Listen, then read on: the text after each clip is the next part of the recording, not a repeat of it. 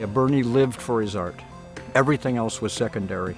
I always think of his head as an image library. I firmly believe that he took his orders from up on high. He had this 4, 5, 6-dimensional thinking. I could use an analogy of the thunderbolt, of lightning. It's so fun to watch him. I felt as if he had a direct connection to that charge on the anvil, He just starts on one side, and he said that's the hardest part. that welding torch. And then there's one point, and then it just clicked. That mask comes down, And then he says, Christiana, you gotta come out here, you have to look at this. and that blue light comes on, and It's gonna be like this. I'm gonna put this there. the grinder. And I'm like, I'm lost. Yeah, everything had to be big. I mean, it's like he loved big parties. As bigger, as better, you know. He himself was big, you know, and he thought big.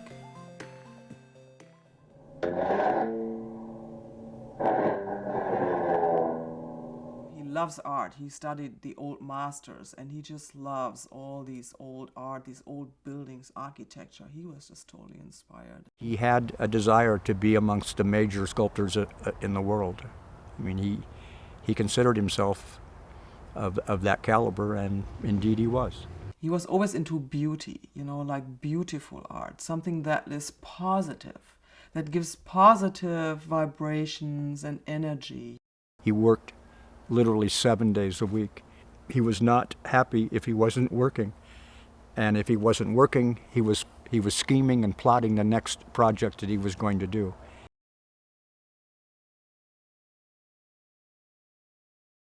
He was just going, and he often said that he's living on borrowed time, you know, so that he always wanted to finish things, you know, get things done. I used to try to tell him you ought to go fishing once in a while.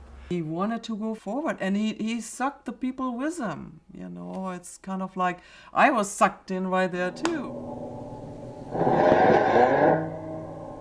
He's not a person who meditates or followed any kind of religious course, but the word enlightenment was coming up more and more in his conversation.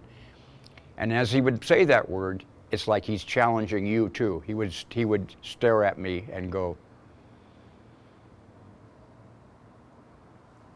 boom. It was like, isn't that what we need to do? I think it's a challenge to go bigger and bigger. He always wanted to do a 60-foot sphere, you know, that was his dream. So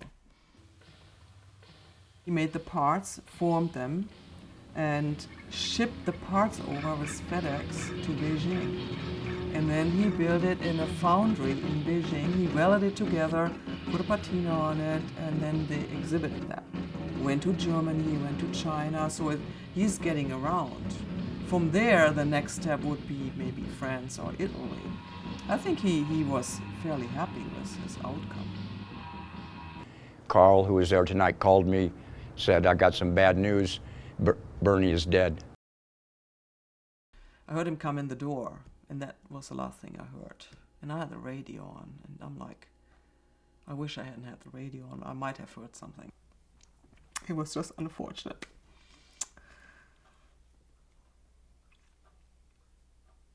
He was just getting up in the morning and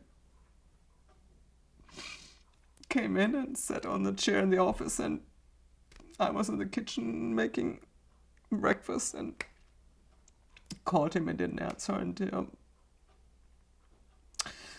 then he died. You know, he was sitting in the chair and he was already dead. So in a second, your life changes, you know, and it's all of a sudden it's your life again, just your life. I have not let him go yet, so for me he's around here, and hard to imagine that he doesn't come back. I would try to connect to him, but I think that I'm not this kind of, you know, person. But I think I connect in a different way with his energy that is in this house. I mean, it's in here, it's around, you know. And whenever that leaves, then it's maybe when I let him go.